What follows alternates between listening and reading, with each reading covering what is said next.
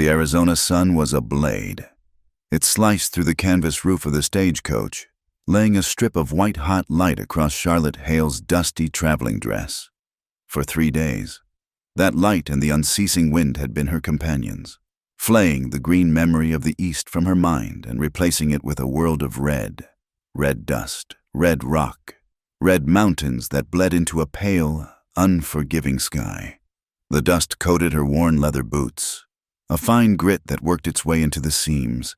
It felt like a stain, this land's first stubborn claim on her. She was a widow of 26, a fact that felt as distant and unreal as the Philadelphia drawing rooms she had once sketched. The fever had taken her husband, a kind and gentle man whose world was bound by books and quiet evenings. Charlotte's world had always been larger, a space she tried to capture on paper with charcoal and ink. Now, it had shrunk to a single, desperate point on a map-red mesa. Her younger brother, Thomas, had come west seeking fortune on the railroad and had vanished into this vast, sun-bleached silence. His letters, once full of bravado and sketches of towering trestles, had stopped 2 months ago. The railroad company offered only a shrug in their reply. The coach lurched, throwing her against the cracked leather seat. The other passengers, a sweat-stained salesman and a woman clutching a Bible like a shield, swayed with the motion, their faces grim. The salesman grumbled about the territory being dry as a church pew on a Monday. Charlotte said nothing. She clutched the portfolio on her lap, its contents more precious than any luggage. Inside were her drawing pads, her charcoal sticks, and the last letter from Thomas, his familiar, looping handwriting a beacon against the encroaching fear. Suddenly, the rhythm of the horse's hooves broke. A shout from the driver. Cut short. The coach slewed sideways with a scream of wood and iron, throwing the Bible woman into the salesman's lap. Charlotte braced herself against the wall, her heart a frantic drum against her ribs. Outside, the world was a confusion of dust and angry voices. A man on a sweat-lathered horse appeared at the window, a grimy bandana pulled over his nose and mouth. His eyes, small and hard above the cloth, scanned the interior. Another man wrenched the door open. He leveled a pistol that looked as big and final as a cannon. "Give us the box," he snarled at the driver, his voice muffled. "And any valuables you folks are carrying." The salesman fumbled for his wallet with trembling hands. The woman began to pray in a low, desperate whisper. Charlotte's hand went instinctively to the small reticule tied at her waist. It held little money, but Thomas's letter was tucked inside. As the second man climbed into the coach, his boots crunching on the floorboards, Charlotte saw it. Pinned to his dusty vest, half hidden by a fold of his shirt, was the unmistakable star of a deputy sheriff. It was tarnished and dull, but it was there. A lawman. Her mind, trained to observe details, locked onto the fact, a cold dread, sharper than the fear of being robbed, settled in her stomach. Before the man could reach for her reticule, a sound cut through the tense air. It was not a gunshot, but the soft, rhythmic thud of a horse at a steady lope. It was so out of place in the frantic scene that everyone, robbers included, paused. A rider emerged from the shimmering heat haze. He was Dine. That much was clear from his bearing and the simple, practical cut of his clothes. He was also immense, a man built on a scale that made the desert seem small. He sat atop his powerful horse not like a rider, but like a part of the landscape that had decided to move. His face was a mask of calm, his dark eyes fixed not on the stagecoach or the robbers, but on something beyond them. He carried a rifle that rested easy in the crook of his arm, its presence more a statement of fact than a threat. One of the bandits wheeled his horse around. "What do you want? Indian, get out of here." The tall rider did not answer. His gaze swept past the man, past the coach, and settled on a small flock of sheep huddled nervously by the side of the trail. The source of the robbery's loot. He nudged his horse forward, his movements fluid and deliberate. He seemed to exist in a pocket of profound silence. untouched by the chaos. This silent, unhurried advance was more unnerving than any challenge. The bandit leader, the one with the deputy's star, shifted his weight. I said, "Get!" He raised his pistol. The big man's eyes finally moved. Meeting the robbers, his voice, when it came, was low and resonant, carrying easily in the dry air. "Those are not your sheep." The sheer audacity of it hung in the air. The bandit laughed, a harsh, ugly sound. "Well, now they are." He motioned to his partner. "Forget the passengers. Let's go." He had made a mistake. He had turned his back on the stagecoach, breaking the delicate web of intimidation. It was all the driver needed. The crack of his whip was like a pistol shot. The horses, terrified and eager, surged forward. The coach bucked violently, throwing the bandit inside off balance and sending him tumbling out the door. At the same time, the tall rider moved. It was not fast, but a blur of perfect economy. One moment he was on his horse, the next he was on the ground, pulling the bandit leader from his saddle with an irresistible strength. They went down in a cloud of red dust. The other robbers, seeing their leader grounded and their payday escaping down the trail, hesitated for a split second before firing a few wild shots and galloping away into the rocks.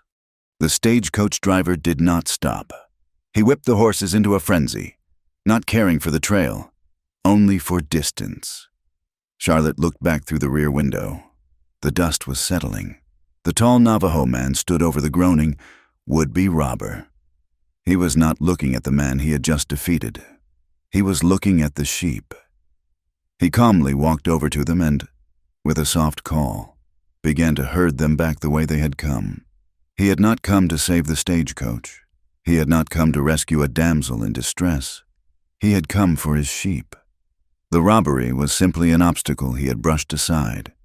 An hour later, the shaken passengers walked into Red Mesa. The town looked tired. The signs on the false-fronted buildings hung crookedly, their paint peeling under the relentless sun. A deep rutted street ran between them, the dust so fine it rose in pink clouds with every footstep.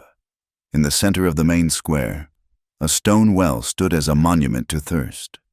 A weathered sign hung from its winch, "Water low, use sparingly." The whole town felt morally dehydrated. Charlotte secured a room at the only hotel, a place that smelled of stale beer and regret. She left her bags and went in search of two things: information and a stiff drink. The Bluebonnet Saloon was easy to find. Its bat-wing doors flapped in the hot wind like the wings of a trapped bird. The moment she pushed through them, conversation stopped.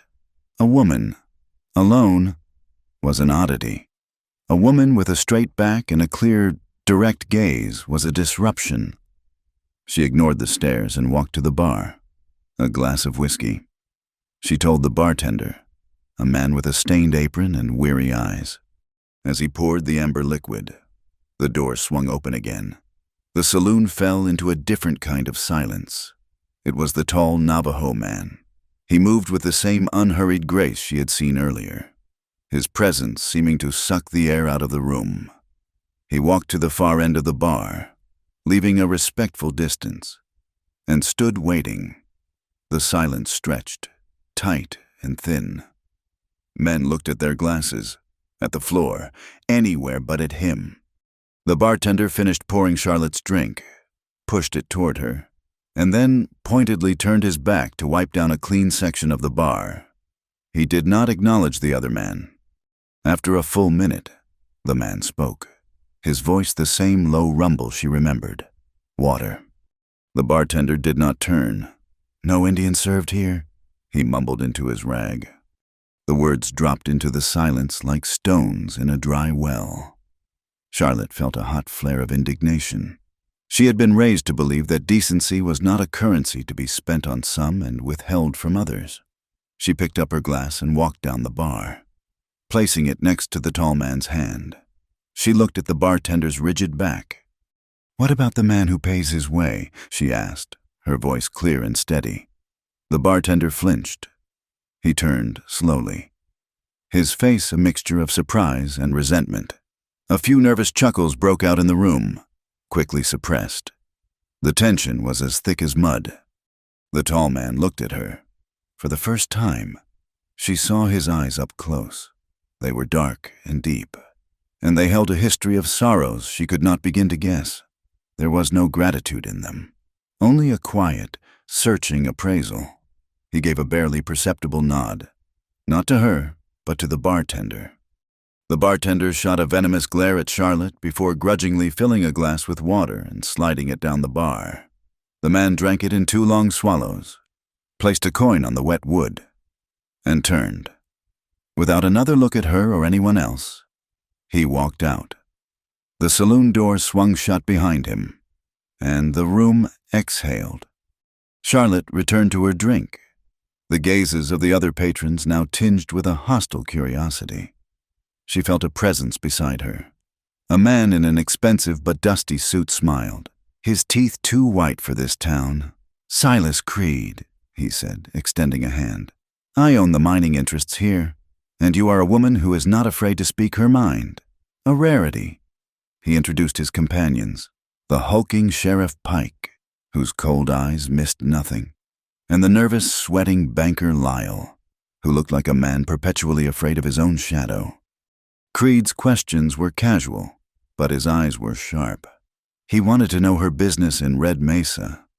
Charlotte was guarded, speaking only of being a stringer for a Philadelphia paper, an artist sketching the wonders of the West. She did not mention Thomas. She felt Creed's power in the room, the way the other men deferred to him, the way the sheriff stood just a little too close. He spoke of progress, of the railroad taming the wilderness, of clearing the land for honest work. His words were smooth, but underneath them, she heard the grind of machinery chewing up the land and the people on it. She learned they were after the lands around a place called Coyote Canyon, ancestral lands to the local Navajo. Ash. The tall man's name was Ash. She heard someone whisper. He was a holdout, a troublemaker who refused to see the future Creed was building. Later that night, in the quiet of her small room, Charlotte unpacked her portfolio. The scent of paper and charcoal was a comfort, a piece of her old life in this new, harsh place. She spread Thomas's letters on the rickety table. She read them again, searching for clues she might have missed, for any hint of trouble. His last letter was full of complaints about the working conditions and a foreman who cheated the men on their pay. Her fingers traced his signature, a familiar, exuberant swirl. Thomas had always been proud of his handwriting. As a girl, she had often tried to copy it, a game between them. She took out a fresh sheet of paper and a charcoal stick. From memory, she sketched his signature, the loops and crosses flowing from her hand. It was a near-perfect copy. Then she pulled out the other document from the envelope, a boilerplate work agreement from the railroad company that Thomas had sent along with his letter, complaining about the terms. She had barely glanced at it before. Now, she looked closely at the signature line at the bottom.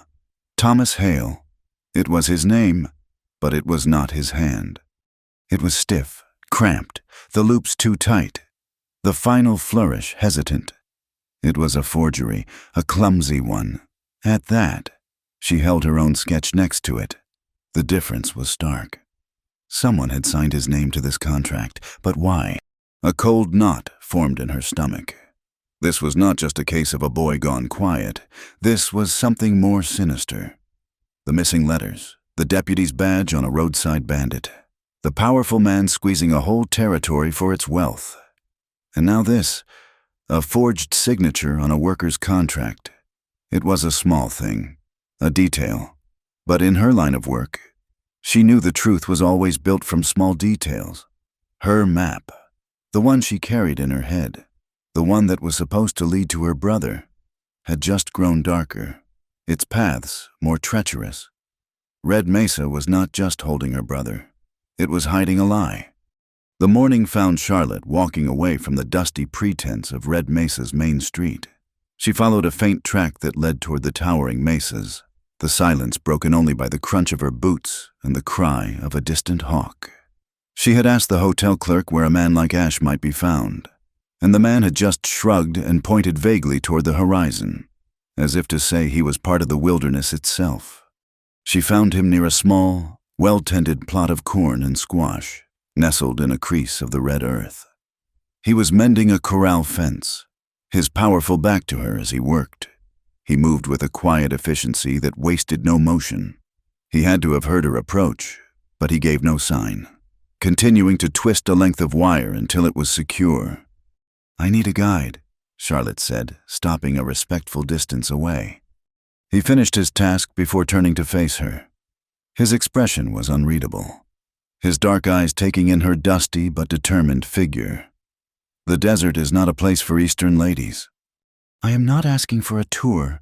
I am looking for the main railroad work camp, the one they moved up the line a few months ago. I will pay." He considered her, his gaze lingering on the portfolio she carried. "The land does not care about your money. It takes its own payment." "Then what is your price?" she asked, her patience wearing thin. "I need to find someone." He was silent for a long moment. "I have seen the maps you draw," he said, his voice low. "You see the lines of the rock, the way the water runs. You see what is on the surface." "And what do you see?" He looked past her, toward the distant, shimmering peaks, the bones of the world, the places where stories live. "My people have maps, too. They are not on paper. They are in our heads, in our songs. Your railroad cuts through them without knowing." Charlotte understood.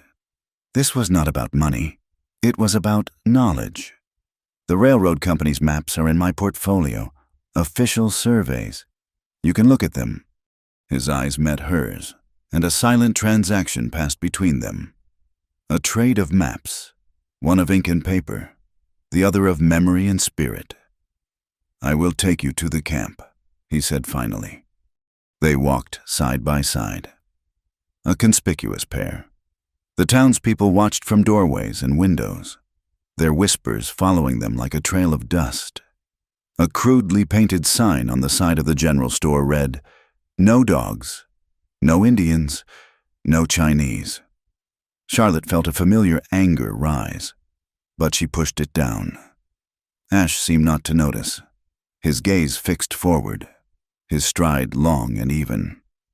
A group of men loitering outside the saloon fell silent as they passed, their stares like small stones.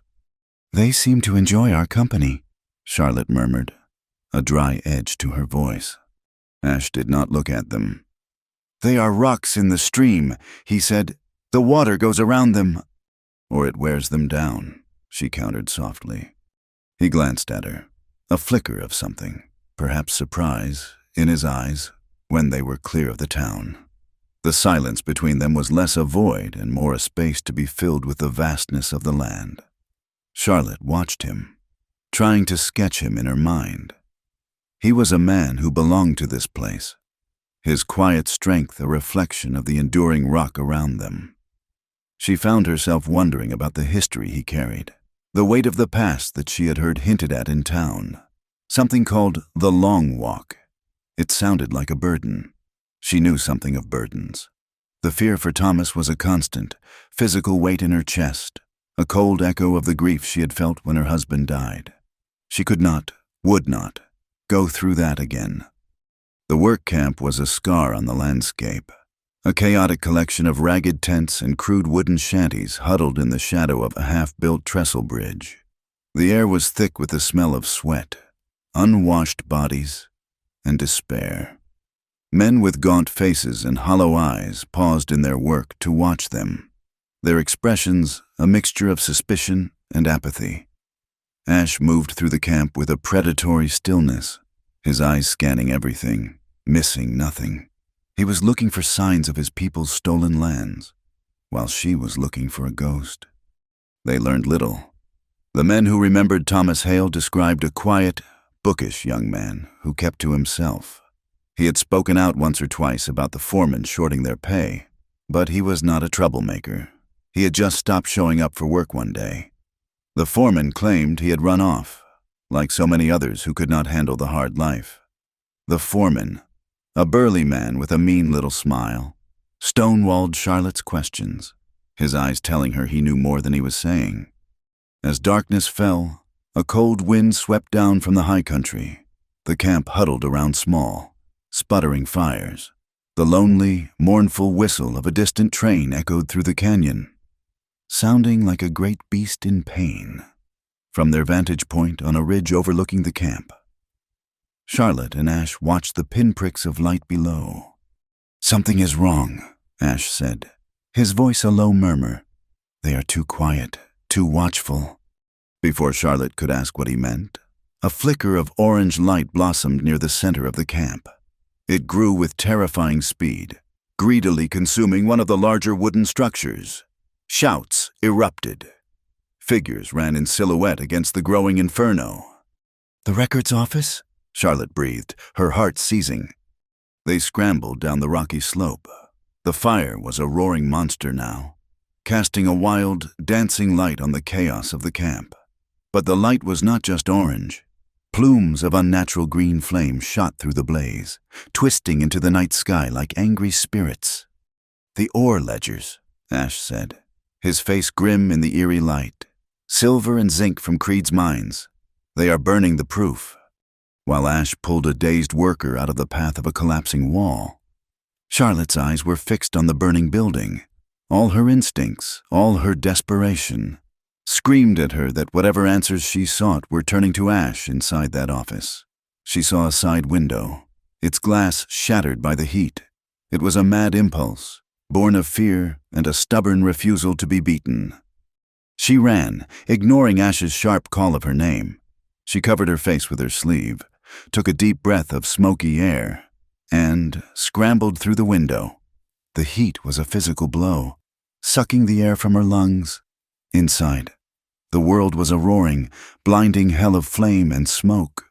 Papers curled into black flakes in the air. A large cabinet had toppled, spilling its contents.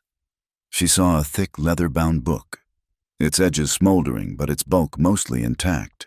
A payroll ledger. She grabbed it. It was heavy and hot enough to sting through the fabric of her sleeve. She turned to scramble back out, but a burning timber crashed down, blocking her way. For a terrifying second, she was trapped. Then, a powerful hand gripped her arm, hauling her back through the window with a force that nearly tore her arm from its socket. Ash pulled her away from the building just as the roof caved in with a deafening roar. They lay on the ground, coughing, their lungs burning, the heat of the fire on their backs. Ash pushed himself up, his face blackened with soot, his eyes blazing with a cold fury. "That was a foolish thing to do," he said, his voice rough. She held up the ledger, her knuckles white. "I do not think so." They found shelter in a shallow cave, far enough away that the fire was just a demonic glow against the cliffs. A sliver of a crescent moon hung in the sky like a silver scythe by the faint light. Charlotte carefully opened the book. Many of the pages were burned to a crisp, but the middle section was mostly legible. The ink smeared and water-damaged, but readable. She ran her finger down the columns of names, her heart pounding with a sickening rhythm. And then she found it. Hale. Thomas. His name was there, but a thick, angry red line had been drawn through it, crossing it out. There was no date, no explanation. He was simply gone, erased. The next day, they returned to the outskirts of Red Mesa, the heavy ledger wrapped in a spare blanket. They needed a safe place, and Ash led her to a small, neat adobe dwelling. An old woman sat outside, her face a beautiful map of wrinkles, her hands busy weaving a small basket. This was Nali Yazi, his grandmother. She looked at Charlotte with eyes that seemed to see right through to the bone, and then she nodded, a silent welcome. Inside, the home was cool and smelled of herbs and cedar smoke. Nali Yazi examined the burn on Charlotte's forearm with practiced gentleness, applying a soothing salve that immediately cooled the angry skin. She spoke in her own language to Ash, her voice soft but firm. He answered in low tones. the sound a comfort even though Charlotte could not understand the words. She felt Ash's conflict, the pull between the traditions of his grandmother and the violent, modern world creed was forcing upon them. They needed more information. Ash suggested they speak to Mei Ling, the owner of the town's seamstress shop. Her shop was a hub of quiet information, a place where all of Red Mesa's secrets were eventually stitched into the seams of its society. Mei Ling was a small, bird-like woman with sharp, intelligent eyes. Her shop was a riot of color, bolts of calico and silk stacked against the walls. The sign outside might have forbidden her presence in the saloon, but here she was the master of her own small kingdom. She listened to Charlotte's story without expression, her fingers never stopping their nimble work on a gentleman's waistcoat. When Charlotte finished, Mei Ling simply nodded. "Silas Creed is a man who builds his house with the stones of other people's graves," she said, her voice flat. "Many men from the railroad come here.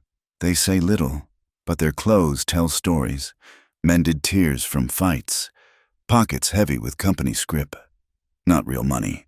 One man, an accountant for the mine, was always nervous. He left a jacket here weeks ago. Never came back for it." She retrieved the jacket from a back room. In an inside pocket, folded into a neat square, was a thick sheet of paper. It was a legal document, a deed of reclamation. It granted Silas Creed's company the right to seize the entirety of Coyote Canyon for the purpose of mineral extraction. Attached was a crude map, showing the railroad line cutting directly through the heart of the Dine's most sacred land. Charlotte's blood ran cold. This was it. The legal weapon Creed was using to dispossess Ash's people. It was all there in dense, impenetrable jargon. She scanned to the bottom of the page, to the signature lines. There was Creed's ostentatious signature, and below it, in the space marked as certified witness for the territorial survey, was a name that made the air leave her lungs in a rush. Thomas Hale. It was not his handwriting. It was the same cramped, awkward forgery she had seen on his work contract. But it was his name, irrevocably tied to the theft of a people's home. The ledger had erased him, but this document made him a criminal. Her search for her lost brother had just collided with Ash's fight for his ancestral land, tying them together in a knot of lies, fire and ink. Back in the cool, herb-scented quiet of Nali Yazi's home, Charlotte laid the deed of reclamation on a small wooden table. The document felt profane in this peaceful space. With charcoal and a large sheet of paper, she began to sketch, not the sweeping landscape she was used to, but the cramped, dishonest lines of the signature. She magnified every stroke, every hesitant curve, her artist's eye dissecting the forgery. The man who wrote this, she said, thinking aloud, was not used to holding a pen. He was trying to copy something he had seen, not writing from memory. "Look at the pressure here. It is all wrong." Ash watched her, his focus on the map attached to the deed, his finger, calloused and sure, traced a line that snaked through a series of canyons. "This is not a surveyor's line." Charlotte looked up. His eyes were hard, like chips of obsidian. "This is the old mother's path. It is a trail our people have walked for 1,000 winters to gather medicine plants. It follows the high ground, away from the flash floods. A railroad surveyor would follow the low ground, the easy grade. This map was made by someone who wanted to claim our path and call it his own." The truth of it settled between them, cold and sharp. The forged signature was not just a convenience. It was a deliberate lie to legitimize the theft of a sacred trail. Thomas had been used, his name weaponized. Later that afternoon, Charlotte retrieved a heavy wooden box from her luggage. It was her camera, a modern marvel of brass and polished mahogany. It was also a cumbersome beast. She set it up on its spindly tripod, preparing to photograph the deed and her magnified sketch of the signature. Evidence. Ash watched her, his expression a mixture of curiosity and deep-seated caution. He circled the contraption as if it were a sleeping animal that might wake and bite. "What does this box do?" he asked. "It freezes a moment in time," Charlotte explained, ducking under the black cloth. It uses light to paint a picture onto a glass plate. He frowned, his brow furrowed in thought. Does it steal the soul? Charlotte emerged from under the cloth, a small smile touching her lips. She had heard the question before. Only film and a man's pride.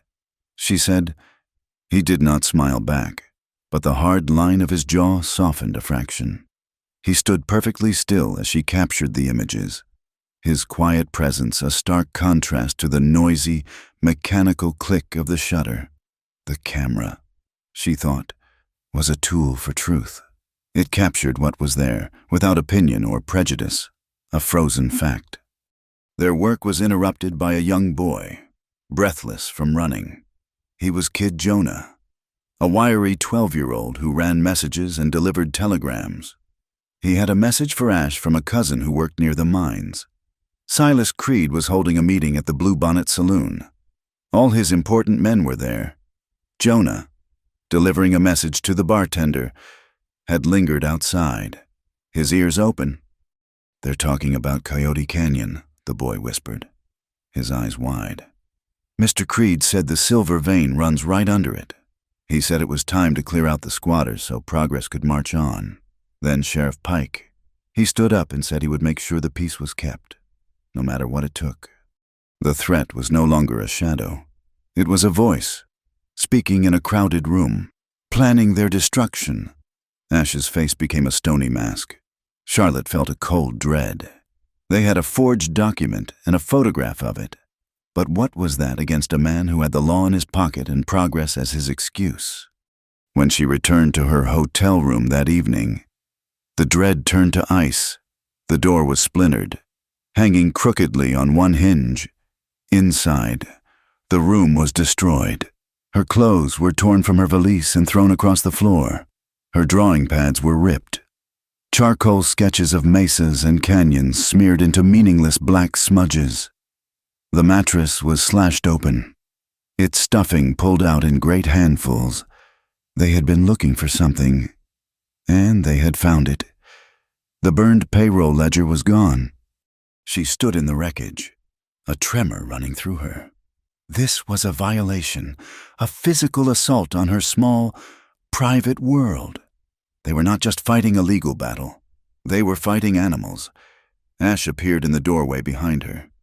His presence a sudden, solid comfort in the chaos. His eyes took in the scene, and a muscle tightened in his jaw. He saw the fear in her eyes, the slight tremble of her hands, and his own anger hardened into a cold, focused resolve. This was not Creed's land to tear apart, and this was not his woman to frighten. The thought came to him, unbidden and fierce, and it startled him with its intensity. A soft knock came at the broken door. It was Mei Ling. She carried a small, cloth-wrapped bundle.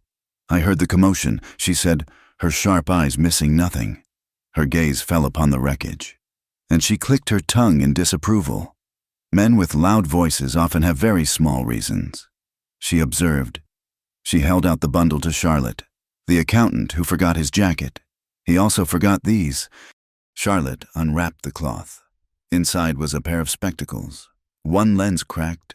They were thick for a man with very poor eyesight. I found them tucked in the lining, Mei Ling said. He must have had a spare pair. A man cannot count what he cannot see. It was another piece of the puzzle, but what it meant, Charlotte could not guess. As Mei Ling left, she paused. Be careful, she said. The wind is rising. She was not just talking about the weather. The sandstorm hit just after dusk. It came as a low moan at first, a whisper of grit against the window pane. Then the whisper became a roar. The sky turned a sickly yellow-brown, and the world dissolved into a howling, blinding chaos of wind and sand. They had left the ruined hotel room, seeking the relative safety of the open country, and were caught out in the open. Ash pulled her into the shelter of a great stone arch, a natural rock bridge that offered some protection from the worst of the gale. The wind screamed through the opening, and sand, as fine as flour, stung any exposed skin. They huddled together in the lee of a boulder, the storm a living, breathing monster all around them. The darkness was absolute, broken only by the faint, eerie glow of St. Elmo's fire dancing on the highest rock formations. In the forced intimacy of the shelter, the silence between them was heavy with unspoken thoughts. Charlotte was acutely aware of his size, the solid warmth of his shoulder pressed against hers. For the first time since leaving Philadelphia, she did not feel entirely alone. The realization frightened her. She had come here to find Thomas, to rescue him. Now, she was mired in a fight for land, for justice, for a people she did not know. Her purpose was blurring, expanding. It was no longer just about her brother. It was about standing on the right side of a line being drawn in the dust. Ash seemed to feel her disquiet. He began to speak, his voice a low counterpoint to the howling wind. He told her a story about changing woman, who was found as a baby on a sacred mountain and raised by first man and first woman. He spoke of how she created the first 4 clans of the Dine from the skin of her own body, and how she represents the endless cycles of life, death, and renewal, just like the seasons. His voice was calm, hypnotic. The story was not a distraction from the storm, but a way of placing it in perspective. It was a story of endurance, of creation in the face of chaos. It was a story of hope. As he spoke, Charlotte noticed something in the deep twilight of their shelter, a cactus, a cereus, that had grown in a crack in the rock. In the heart of the storm, one of its waxy, white flowers had chosen this moment to open, a fragile, perfect bloom in the maelstrom. It was a small, impossible miracle of beauty. When the story was over, the wind had begun to lessen. Ash fell silent. He was worried. This woman, with her fierce spirit and her surprising courage, was finding a place in his heart he had kept walled off for years.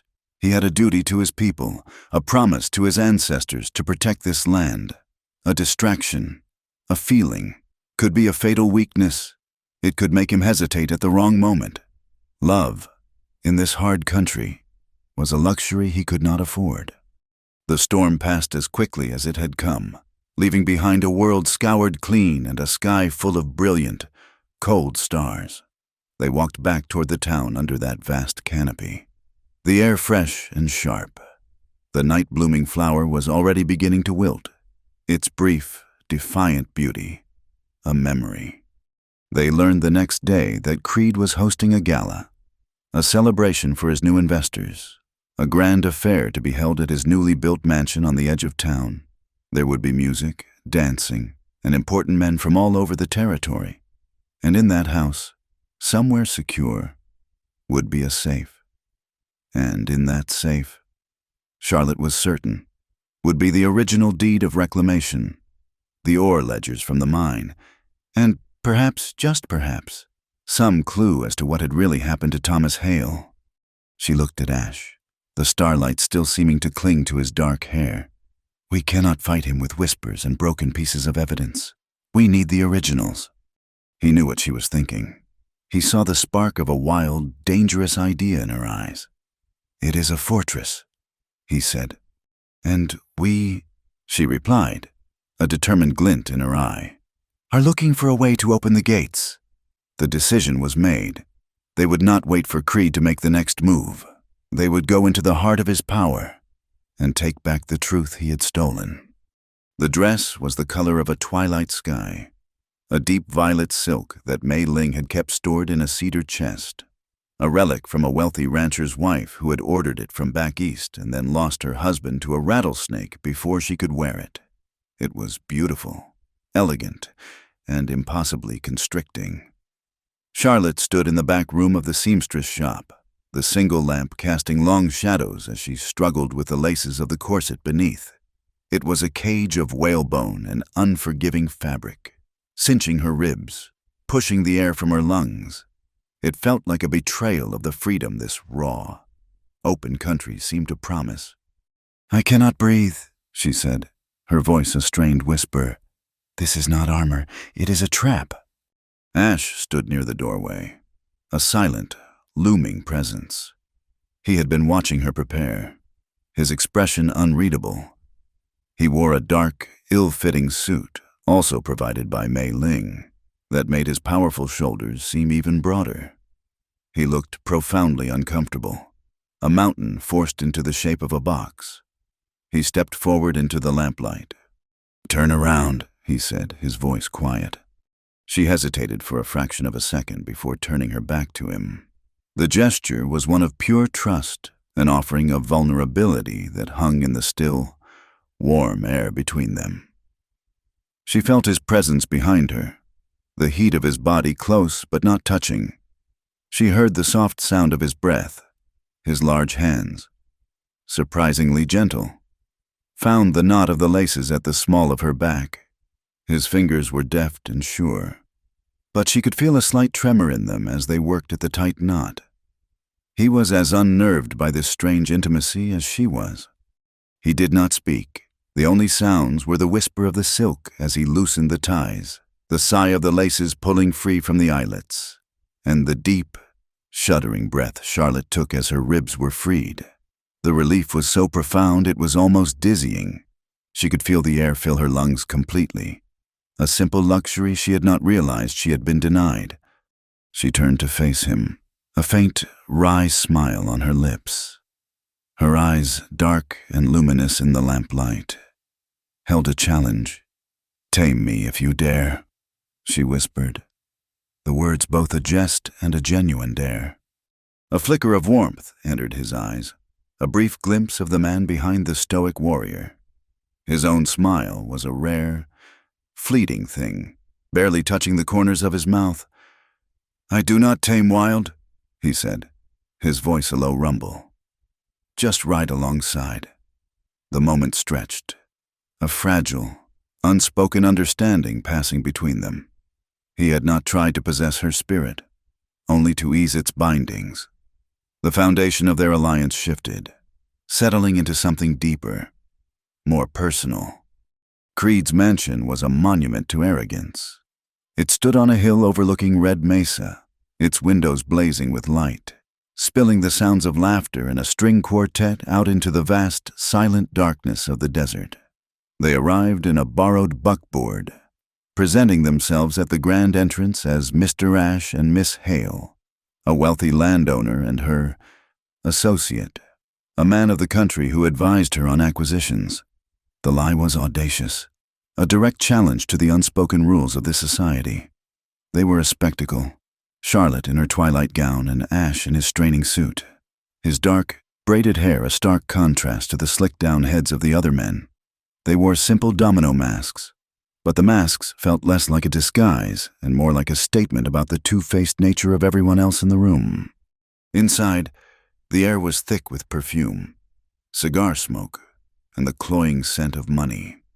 Men with soft hands and hard eyes drank champagne, their wives dripping with jewels and brittle smiles. Charlotte felt a surge of contempt for this world of gilded hypocrisy. These were the people who would steal a man's name and a people's land and call it progress. She found her target almost immediately.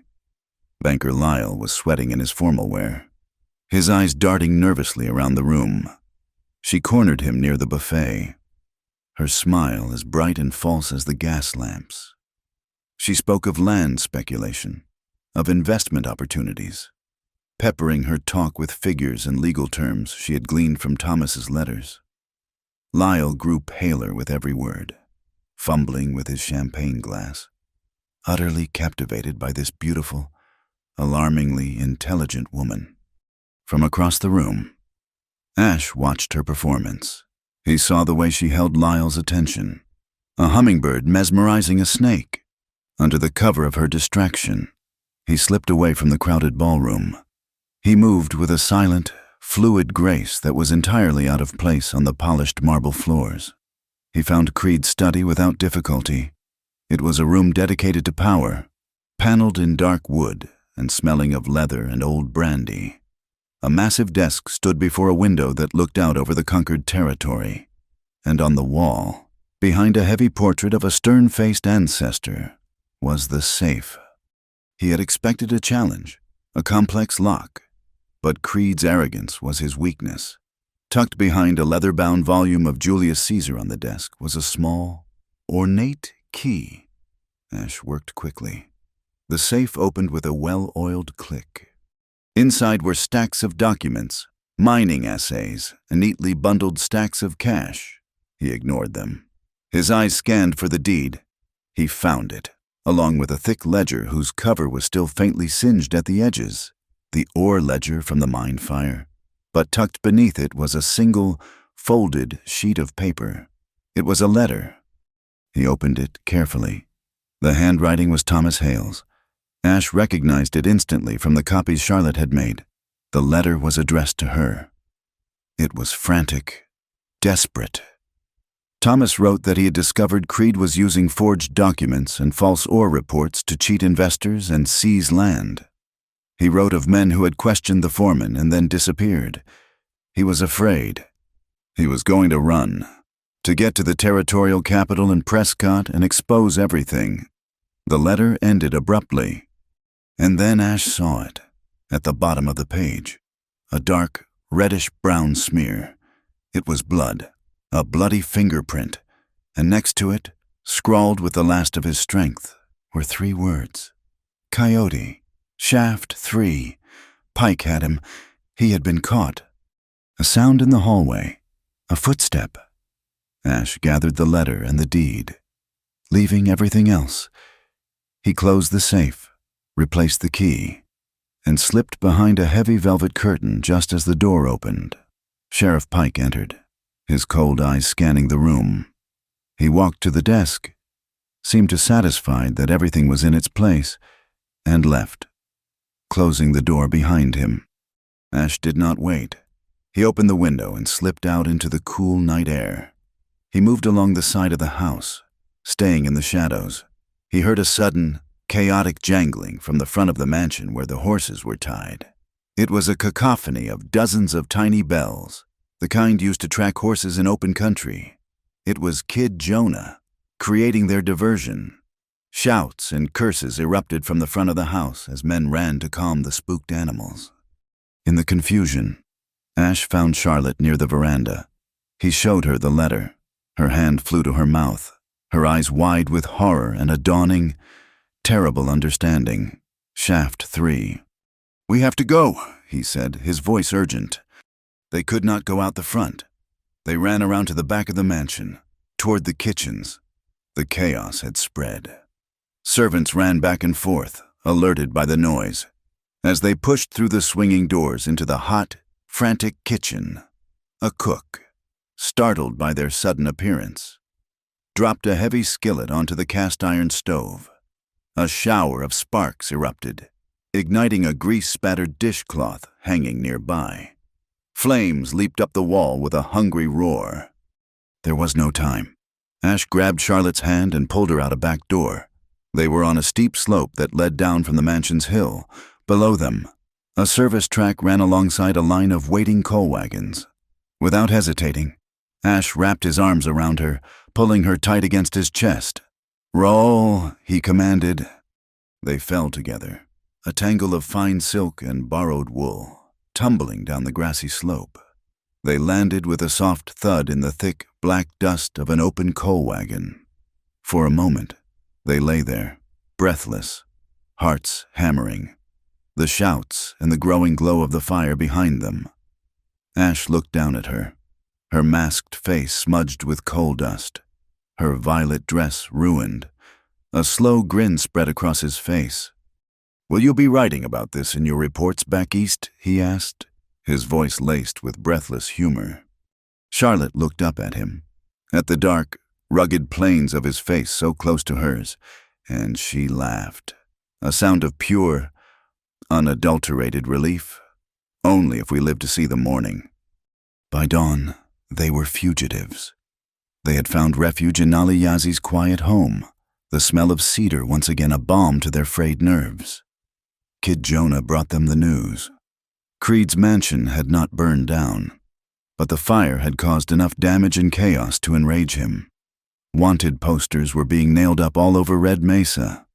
The descriptions were crude but unmistakable. A tall Indian man and a woman in a violet dress, wanted for arson and inciting public unrest. A generous reward was offered. They were no longer just adversaries of Silas Creed. They were criminals, their names and faces plastered on every wall, branding them as troublemakers, as agitators who dared to mix where they did not belong. Charlotte held Thomas's blood-stained letter in her hand. It was the most damning piece of evidence they had, a ghost's testimony. But it was useless here, in a town owned by their enemy. "There is only one place to go," she said, looking at Ash. "We have his lies on paper. We have my brother's last words. We have to take them to a real judge." He nodded, his face grim. "Prescott," he said, "the territorial capital. It was a long, dangerous ride, and now they would have to make it with every man's hand turned against them." They traveled by night, following the moon's pale road through a labyrinth of canyons and mesas. Ash knew the land as if it were the palm of his own hand, guiding their horses along forgotten trails that would not be watched. The wanted posters, in Charlotte's mind, were like a second set of stars, malevolent constellations that watched them from every settlement they skirted. They were a strange pair of outlaws, armed not with pistols and malice, but with a blood-stained letter and photographs of a lie. The journey was a crucible. It burned away the last of Charlotte's eastern softness, replacing it with a lean, hard resolve. She learned to read the sky for weather, to listen to the silence for danger, and to trust the quiet man who rode beside her. His presence was a comfort, a solid, grounding force in a world that had come unmoored, the easy rhythm they had found, the shorthand of shared glances and unspoken understanding, deepened into a bond forged in shared peril. As they climbed into the higher country, the red rock gave way to pine and aspen, and the air grew thin and cold. A premature autumn snow had dusted the peaks, and their path became a treacherous slick of mud and ice. They were forced to abandon their horses and the buckboard they had acquired, the terrain too difficult to navigate. The wagon's axle, already strained, finally splintered with a sharp crack that echoed in the frozen air. They were on foot, with only what they could carry. The final pass was a brutal ordeal, a trial of wind and biting snow that left them exhausted and half frozen. When they finally descended into the valley on the other side, the sight of Prescott, with its neat grid of streets and solid brick buildings, felt like a mirage. Prescott was the heart of the Arizona Territory, and it beat with a different rhythm than Red Mesa. The raw, desperate energy of the frontier was tamed here, replaced by the deliberate, weighty machinery of law and commerce. Men in dark suits and bowler hats walked the boardwalks, and the conversations were of legislation and investment, not survival and claim jumping. It felt like a different country. Charlotte knew that Thomas's letter and a few glass plate photographs would not be enough. They needed an advocate, someone who could navigate these unfamiliar corridors of power. She had one name, a long shot gleaned from a letter she had once received from a fellow female journalist, Eleanor Whitcomb, a suffragist, an activist, and, according to the letter, a woman who collected lost causes and frequently turned them into victories. They found her in a small but bustling office above the territorial newspaper. Eleanor Whitcomb was a woman in her 50s, with intelligent gray eyes, a ramrod-straight posture, and an air of formidable energy that seemed to charge the very air in the room. She listened to Charlotte's story without interruption, her gaze sharp and assessing, moving from Charlotte's earnest face to the silent, imposing figure of Ash, who stood near the door like a guardian. When Charlotte finished, placing the photographs and the letter on the polished desk, Eleanor was silent for a long moment. She picked up the letter, her expression softening as she looked at the desperate scrawl and the dark, final stain. "This is a voice from the grave," she said, her voice quiet but resonant, "and in my experience, the dead often speak more truth than the living." She looked at Ash. "Mr. Creed's reputation has preceded him, even here. He is a man who mistakes power for righteousness, a common ailment among his kind." She tapped a finger on the forged deed, The law concerning native land is a murky swamp of federal treaties and territorial greed. Creed is exploiting the shadows. To fight him, we will need to drag him into the sunlight. Their first stop was the courthouse, a stern brick building that smelled of floor wax and old paper. The clerk, a man with a perpetually damp upper lip, was a masterpiece of polite obstruction. He could not find the original survey maps for the Red Mesa region. The land patents were filed under a different department. An appointment with Judge Barron was impossible for at least a month. Creed's money had bought more than just silence. It had bought the suffocating tar of bureaucracy. But Eleanor Whitcomb was not a woman easily deterred. She swept past the sputtering clerk and knocked firmly on the judge's chamber door. Judge Barron was an old man, with a face like a weathered map and eyes that had seen every manner of human folly. He was a conservative, a man who believed in the sanctity of contract and the iron authority of the law. He looked at Ash with undisguised suspicion and at Charlotte with a weary sort of pity. He listened to their story with visible impatience. But when Charlotte laid out the evidence, the judge's demeanor began to shift. He was a man of paper. And the forgery, so clearly illustrated in Charlotte's magnified sketch, was an offense to his sensibilities. He held Thomas's letter in his old, papery hands. And the room grew quiet. The raw, human tragedy of it seemed to cut through his crust of legal formalism. "This is a serious accusation. Miss Hale," he said, his voice a low grumble.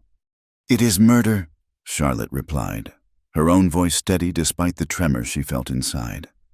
"The law requires more than a bloody fingerprint," the judge said, but the conviction in his voice had lessened. Creed's lawyers would argue. He explained that the deed of reclamation, even if witnessed improperly, was a legal instrument. They would mire the case in technicalities until Coyote Canyon was stripped bare. He could not, he insisted, issue an order based on such flimsy preliminary evidence. It was then that Eleanor Whitcomb played her hand. "If the court cannot act on evidence, perhaps it can act on principle," she said. She proposed a surety bond, a fund, guaranteed by a consortium of her associates and the First Territorial Bank, to be held in escrow. It would serve as a financial guarantee against any losses Creed's company might incur from a temporary delay. It was a bold, unexpected move, translating moral outrage into the only language the system truly understood: money. It was a legal maneuver that boxed the judge in. He could no longer claim his hands were tied by procedure. The following day, they met in the judge's chambers to formalize the agreement. Ash, to his profound discomfort, was once again in a suit, this one better fitting than the last, but a cage nonetheless. The starched collar felt tighter than a hangman's noose. As they waited, Charlotte reached over and straightened his tie. It was knotted perfectly, but she had seen the tiny furrow of frustration on his brow. "Your style is as unpredictable as the afternoon wind," she murmured with a slight smile, "but your tie is on backwards." He looked down at the offending piece of silk, then back at her. A faint, almost imperceptible smile touched his lips. "It feels backwards," he admitted. "This whole city feels backwards." He was a man of the open sky, and these paneled rooms and legal arguments were a foreign, suffocating country. He trusted Charlotte, but he did not trust this world. He felt the weight of his people's history, a long, bitter story of broken promises made in rooms just like this one, to place their fate in the hands of a white judge. To use the white man's money and laws felt like a betrayal of everything his ancestors had fought for. He voiced his fears to her later, as they walked by the small creek that ran through the town. "They will not honor it," he said, his voice low. "Their words are written on paper. Ours are written on the land. Paper burns." Charlotte stopped and faced him. "Justice is not a color. Ash, it is a tool, a clumsy one and a heavy one, but it is the only one we have right now. We did not make the rules of this game, but we can learn to play it. We have to. The alternative is to let them win." Her conviction, her fierce and unwavering belief in their cause, was a beacon. He looked at her, at the determined set of her jaw and the fire in her eyes, and his own doubt began to recede. She was right. They had to use the tools of their enemy against him. The next morning, Judge Barron, his face a mask of judicial neutrality, signed the injunction. It was a temporary restraining order, forbidding Silas Creed and his agents from entering Coyote Canyon or removing any person or property from it for a period of 30 days. The clerk, his face sullen, stamped the document with the official territorial seal, the red wax pressing into the paper like a drop of blood. A small but potent symbol of institutional power. For the first time, that power was on their side. Eleanor Whitcomb met them on the courthouse steps. She had another victory for them. She handed Charlotte a letter, addressed to the president of the First Territorial Bank of Prescott. It was a formal introduction, but it was also a subtle weapon. Banker Lyle in Red Mesa held his charter and his credit line from this very institution. The letter, Eleanor explained, would politely inform the president of the fraudulent activities being investigated in his subsidiary branch. It would put a fire under Lyle, forcing him to choose between his loyalty to Creed and his own financial survival. As they prepared to leave, Eleanor pressed a small object into Charlotte's hand. It was a fine linen handkerchief, exquisitely embroidered with a tiny, defiant violet. A woman's strength is often in the small, unseen things, she said. Do not forget that. It was a token of solidarity, a quiet promise of support that meant more to Charlotte than any legal document. They left Prescott that afternoon, not as fugitives shrouded in darkness, but as couriers carrying a fragile, time-sensitive victory. The piece of paper in Charlotte's satchel felt impossibly heavy. It was a shield, but a temporary one. The 30-day clock had started ticking. They had to get back to Red Mesa, to face Creed on their own ground, before their time ran out. The journey back would be just as dangerous. But now they rode not with desperation, but with a clear and potent purpose. They were no longer just running. They were returning to fight. The legal document, stamped with the territorial seal, did not make them invisible. Returning to the outskirts of Red Mesa, they were ghosts, slipping through the familiar landscape with a new and dangerous purpose. The wanted posters were still up, their crudely drawn faces mocking them from the walls of the general store and the livery stable. They were fugitives with a court order, a paradox that defined their precarious position. Their shield was only as strong as their ability to enforce it.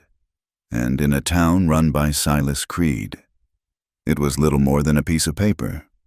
Their first stop was not a confrontation, but a clandestine meeting. The office of the Red Mesa Chronicle was a small, cluttered room that smelled of ink, hot lead, and fear. Its editor, a man named Finch, was a small, balding man with the nervous hands that constantly fluttered around his ink-stained collar. He looked at the court injunction as if Charlotte had handed him a live snake. This is extraordinary. Miss Hale, he stammered, his eyes darting toward the window. But Mr. Creed is the lifeblood of this town. He owns the bank, the mine. He owns my advertising revenue. And he is about to own Coyote Canyon, by means of fraud and, I believe, murder, Charlotte said, her voice low and firm. You are a newspaperman. Mr. Finch, your lifeblood is the truth. Or has that currency been devalued along with everything else here? Finch paled, mopping his brow with a gray handkerchief. I am a businessman. I have a family. So do the people who live in that canyon, Ash said from the doorway. He had not entered the small room, but his presence filled the space. His voice was not a threat, but a simple statement of fact that carried more weight than any overt menace. Charlotte leaned forward, her gaze pinning the nervous editor. We are not asking you to print accusations. We are going to give you proof. We are going to give you a story that will be read all the way to Prescott, a story that will sell more papers than you have ever sold in your life. The question is, will you have the courage to print it? She was offering him a choice, framing his cowardice not as a moral failing, but as a poor business decision. While she worked on the article, weaving together the story of the forged deed, the stolen land, and her brother's disappearance into a damning narrative she titled Canyon of Lies, Ash and Kid Jonah undertook a more dangerous task. Armed with Charlotte's camera, they slipped into the forbidden territory of Coyote Canyon under the cover of a moonless night. Jonah, with his wiry frame and knowledge of every gully and game trail, was the perfect guide. They found Shaft 3 exactly where Thomas's final, desperate message had indicated. It was a fresh wound in the earth, a raw gash of upturned soil and splintered rock, hidden deep within a sacred grove of cottonwoods. Timbers and mining equipment lay strewn about, proof that Creed's men were already tearing into the land, in blatant defiance of the law. Ash stood guard while Jonah, surprisingly steady-handed, aimed the cumbersome camera and triggered the explosive flash of magnesium powder. The brilliant, instantaneous light froze the scene of the crime onto a glass plate, capturing a truth that could not be denied. They had proof of the land grab. Now they needed proof of the financial fraud. Jonah, again, was their source. He had delivered a package to the administrative car of the Silver Train, the heavily guarded engine that transported Creed's ore to the smelters in the south. He described a plush office on wheels and a heavy, leather-bound book on the conductor's desk, where the foreman from the mine would cross-check the tally of ore cars against his own notes before every departure. That book was the key. The plan was reckless, bordering on suicidal. The next Silver Train was due to pass through a deep cut 10 miles south of town just after sunset the following day. It would have to slow on the steep grade, giving them their only chance. As if on cue, the sky began to bleed from bruised purple into a sickly gray. The first storm of the season was rolling in. The wind picked up, carrying the scent of rain and dust, and the temperature dropped. By the time they reached the cut, a cold, steady drizzle was falling, turning the gravel of the railbed into a slippery paste. The train came on like a dragon, its single headlight cutting a yellow cone through the deepening twilight, the rhythmic clatter of its wheels a pounding heartbeat. The rain was falling harder now, hissing on the hot metal of the engine. Ash and Charlotte huddled behind a cluster of boulders, their clothes soaked, the wind whipping at them. Ash went first. As the engine passed, he broke from cover. Running alongside the clattering cars, he moved with an athlete's grace, matching the train's speed before grabbing a ladder on the side of a boxcar and swinging himself aboard. Charlotte followed, her heart in her throat, her sodden skirt tangled around her legs, and for a terrifying moment, her foot slipped on the wet gravel. Then Ash's hand was there, reaching down, his grip like iron on her wrist, hauling her up onto the ladder beside him. They lay flat on the roof of the boxcar. The cold, rain-slicked metal a treacherous perch. The wind tore at them, and the roar of the train was deafening. Ahead, lightning split the sky, illuminating the length of the train in a stark, flickering strobe. They saw the guards, 2 of them, patrolling the roofs, their oilskin coats gleaming in the rain. They moved from car to car, a dangerous, slippery dance between the lurching couplings. They dispatched one guard with a swift, silent attack, Ash's strength overwhelming the man before he could even cry out. The second was more difficult. He saw them, a shout lost in the storm's fury, and raised his rifle. A gunshot cracked, unnaturally loud even over the storm, and a bullet ricocheted off the metal roof near Charlotte's head. Ash shoved her down, returning fire with the pistol he carried. His shot went wide, but it was enough to make the guard take cover. The train began to slow, the screech of its brakes a new and alarming sound. Up ahead, they could see the small, flickering lights of a checkpoint. Ash swore under his breath. A search. They scrambled for the side of the train, finding refuge on the narrow ledge outside a cattle car. The smell of wet animals and fear thick in the air. The train shuddered to a halt. Lanterns bobbed in the rain. They heard Sheriff Pike's voice, harsh and commanding, ordering his men to search every car. A deputy approached their car, his lantern held high. It was Ruiz, the young Mexican-American deputy. His face was grim, caught between the rain and the hard glare of the lantern light. He saw them. For a long, silent moment, his eyes locked with Ash's.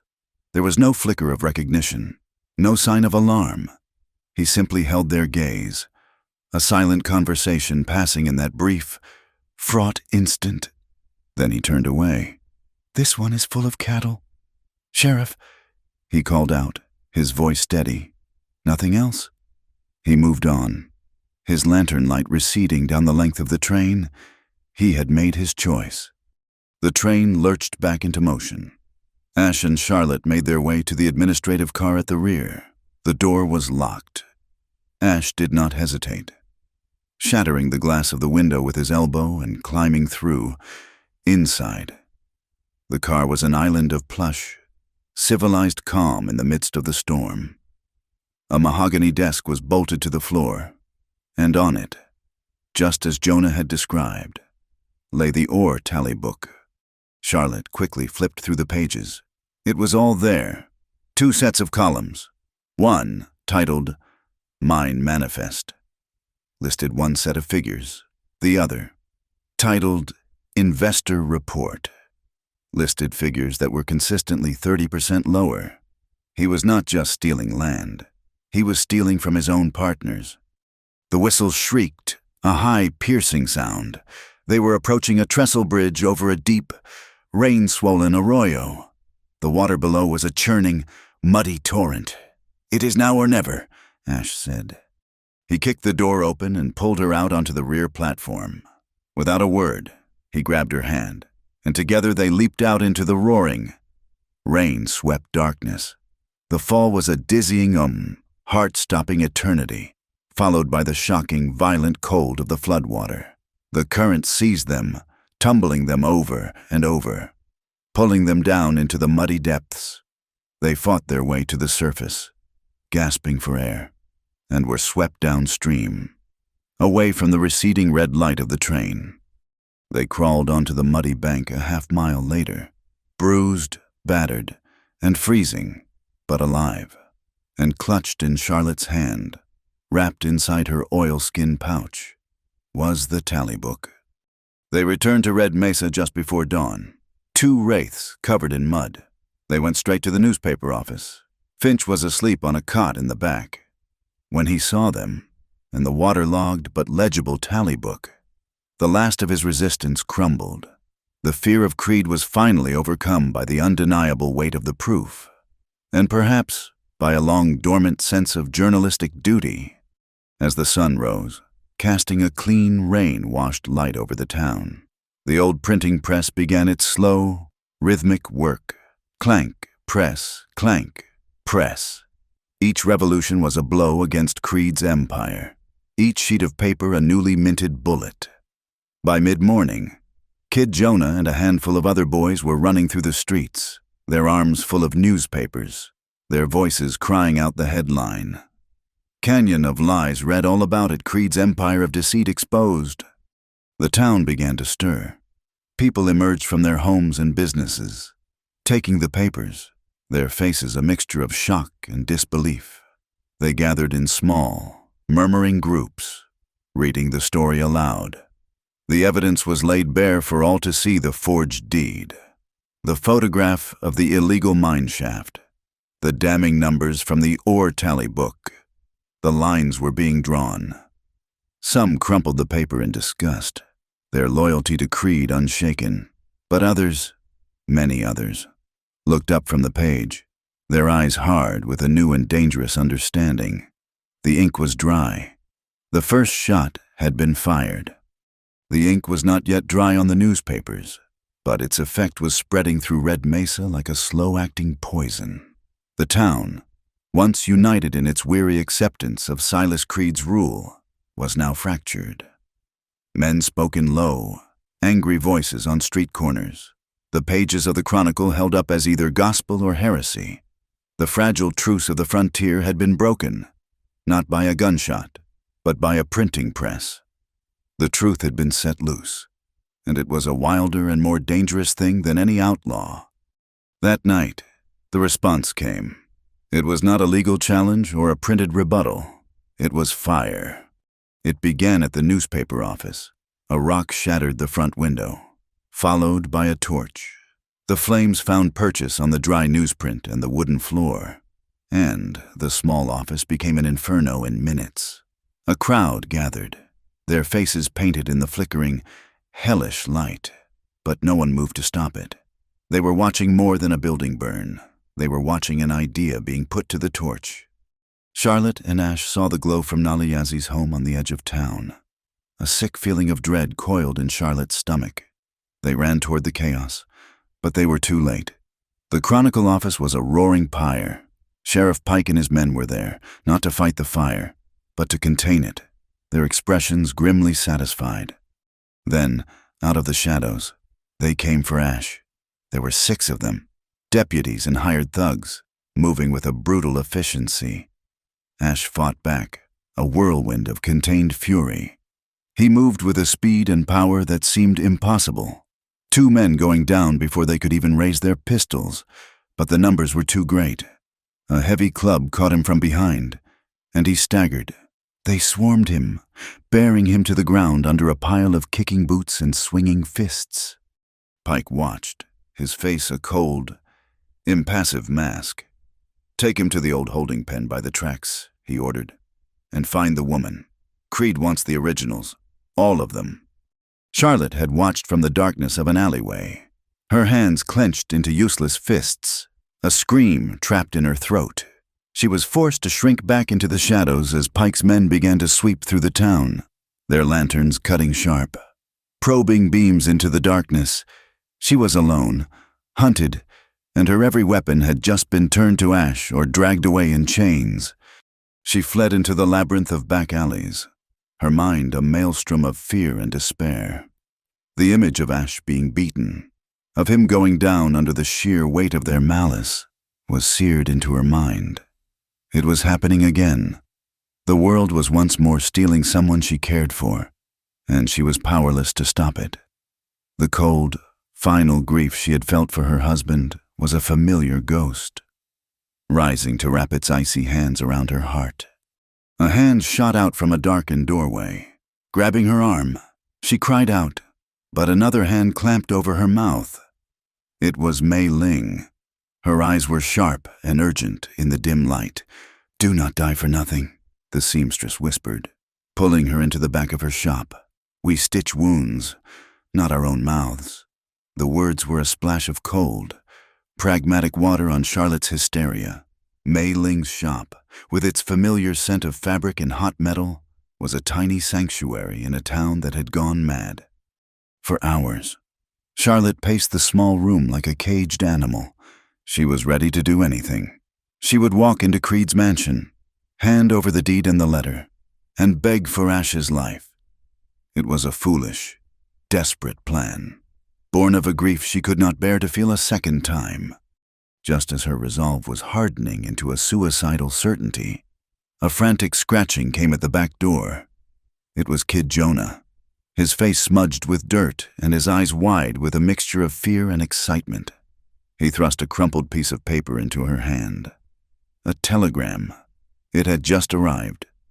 He handed it to her, the paper warm from his grasp. It was from Eleanor Whitcomb. The message was short, a lifeline thrown across the miles of dark territory. "Stand firm. Permanent injunction signed. Announcement at dawn. I am coming." The words seemed to glow in the dim light. Dawn. The law was coming, real, binding, and backed by the full authority of the territory. But dawn was a lifetime away. Ash did not have until dawn. The arrival of the telegram clarified everything. It stilled the panic in her heart and replaced it with a cold, clear purpose. She looked down at her trembling hands, and, for the first time, she allowed herself to ask the question that had been hovering in the back of her mind for weeks. Why was she doing this? Was it for Thomas? A brother who was likely already gone. Was it for some abstract notion of justice? Or was it for the man currently in Pike's custody? She thought of his quiet strength, the rare, surprising warmth of his smile, the feel of his hands on the laces of her corset, not imprisoning but freeing her. She thought of his voice telling her the story of changing woman as the storm raged around them. She was not in love with the idea of freedom he represented. She was in love with the man, and that love was not a weakness. It was a weapon. She would not negotiate. She would fight. A plan began to form. A desperate, improbable scheme built from the small alliances they had forged. Jonah was her messenger, a fleet-footed shadow who knew how to move unseen. He went first to Naliyazi, who gave him a small, heavy pouch of finely ground herbs. Then he slipped through the darkness to the far side of town, where Deputy Ruiz was on patrol. A few whispered words, a shared glance of understanding, and the most dangerous piece of the plan was in place. The holding pen was a small, ramshackle structure near the railroad tracks, guarded by 4 of Pike's men. They sat around a crackling fire, drinking coffee and laughing, their rifles leaning against a stack of old ties. Inside, Ash was chained to a support beam, his face bruised and swollen, but his eyes watchful and defiant. The attack came not with a rush of gunfire, but with a gust of wind. The guards began to cough, a strange, acrid dust, thrown from the darkness by Naliyazi, had drifted into their camp. It was a mixture of dried nettle and sacred datura, harmless but agonizingly irritating. The men's eyes began to water and stream, their throats closing in racking, choking coughs. At that moment, a new sound came from the darkness, a low, rumbling thunder that grew rapidly in volume. A herd of cattle, spooked from a nearby stockyard by Kid Jonah, came stampeding down the narrow lane, a terrifying wave of horns and hooves. They crashed through the makeshift camp, scattering the fire and sending the blinded, coughing guards scrambling for their lives. The main gate to the pen was blocked by a wall of panicked livestock. And then, the main lanterns at the switching yard, which had cast a wide pool of light over the whole area, suddenly went out. One by one, they were extinguished, plunging the chaotic scene into a confusing patchwork of shadow and faint moonlight. Ruiz had kept his word. Through the cacophony, a new sound pierced the night, the high, lonely call of a steam train whistle, sharp and clear. It was the signal. Charlotte, hidden behind a water tower, lowered the stolen whistle from her lips.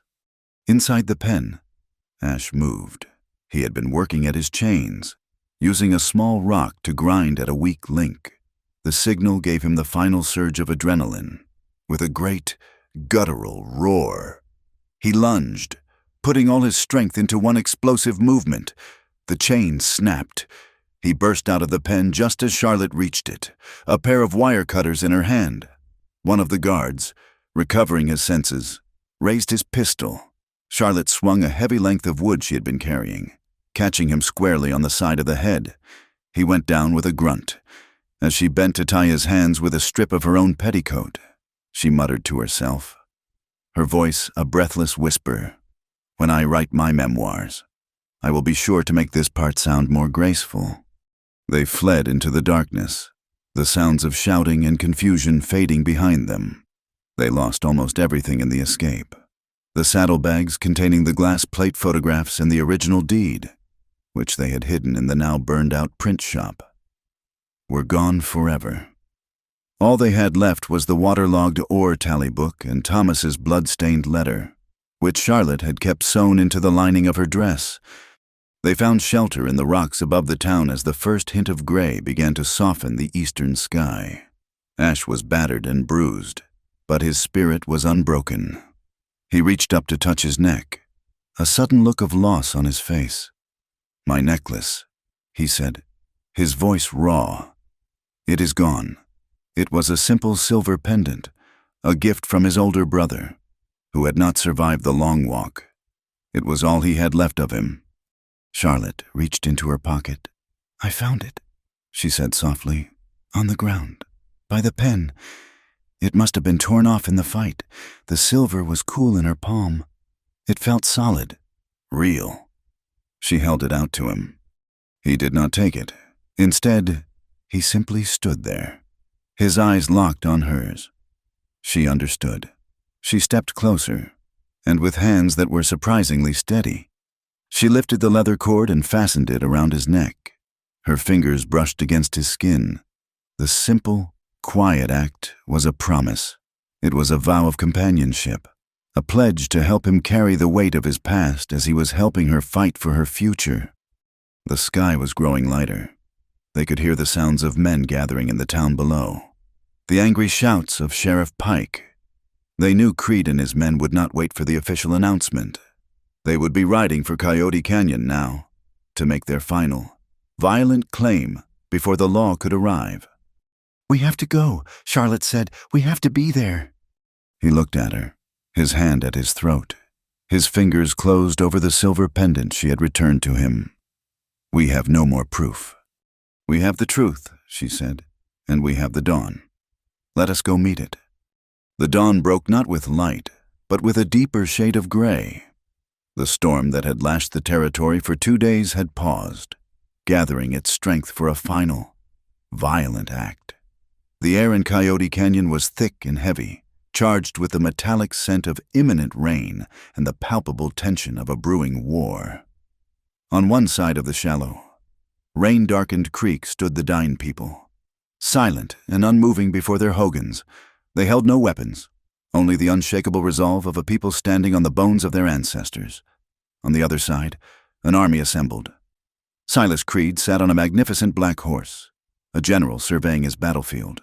Beside him, Sheriff Pike looked grim, his hand resting on the butt of his pistol. Behind them were 24 hired guns, hard men with dead eyes, their confidence a brutal swagger. And between these two forces, a nervous, uncertain crowd of townspeople from Red Mesa had gathered on the low bluffs. They had been drawn by the spectacle, their loyalties torn between the man who paid their wages and the damning words they had read in the newspaper. They were the jury. Charlotte and Ash stood before the Dine, their faces bruised and their clothes still damp and muddy from the previous night. They were exhausted, but a fierce, electric energy flowed between them. They were the final line of defense. Creed urged his horse forward, stopping at the edge of the creek. "This is your last chance," he boomed, his voice rolling across the canyon. "This land belongs to progress. You are trespassing. Leave now, and you will be spared the inconvenience of removal." Ash stepped forward, his voice quiet but carrying with an authority that Creed's could not match. "This is Dinetta. It does not belong to progress. It belongs to the holy people. It belongs to us. We are not leaving." Pike sneered, pulling a rolled-up wanted poster from his saddlebag. "You are in no position to make demands," he snarled. "You are a fugitive from the law, as is your woman." Charlotte's hand went to the oilskin pouch at her waist. She pulled out the injunction, the paper slightly warped from the damp, but the red seal of the territory still bright and vivid. "This is the law. Sheriff," she called out, her voice clear and ringing. Not a tremor in it. A court order, signed by Judge Barron himself. It forbids you from setting foot in this canyon. Pike laughed, a harsh, ugly sound. "That is a piece of paper from a soft-handed fool 100 miles away. This," he said, patting the pistol on his hip, "is the law in Red Mesa." He dismounted and strode through the shallow water, his boots kicking up sprays of muddy red. He walked right up to Charlotte and snatched the document from her hand. With a theatrical flourish, he ripped it in two and threw the pieces to the ground. He then shoved her, hard. She stumbled backward, and Ash caught her, his hands like steel on her arms, his eyes blazing with a murderous fire he barely held in check. That was Creed's signal. "Forward," he commanded his men. "Clear them out." As the hired guns began to advance, a low rumble started, a sound that was not thunder. It was a deep, guttural vibration that seemed to come from the very bones of the earth. The ground trembled. The wind, which had been still, suddenly rose to a mournful howl. A single fat drop of rain struck Charlotte's forehead, as cold as a tear. Then another, and another. The sky opened. The rain came down not in drops, but in a solid, blinding sheet. It was a deluge, a vertical river that turned the red dust of the canyon floor into a thick, sucking mud. And the rumbling grew louder. A constant, terrifying roar. It was the sound of water, a world of water, moving with incredible force somewhere up in the narrow slot canyons. A flash flood. In the chaos of the downpour, the first gunshot cracked. One of Creed's men, a sniper positioned on the rocks above, had taken aim, but his shot was spoiled by the storm. At the same moment, Ash launched himself at Pike. The two men met with a savage impact, their fight a brutal, primitive struggle in the mud and the driving rain. They were a tangle of limbs and fury, slipping and sliding on the slick ground, their blows landing with wet, ugly thuds. The fight carried them toward the edge of the creek, which was no longer a creek but a rapidly rising, churning brown river. They grappled on the very edge of the collapsing bank, a sheer drop into the torrent below. Charlotte saw the sniper reloading on the ridge. He was taking aim at Ash. She acted on pure instinct. She still had her camera bag slung over her shoulder. She ripped the heavy camera from its case, fumbled with the flash powder tray, and aimed it toward the ridge.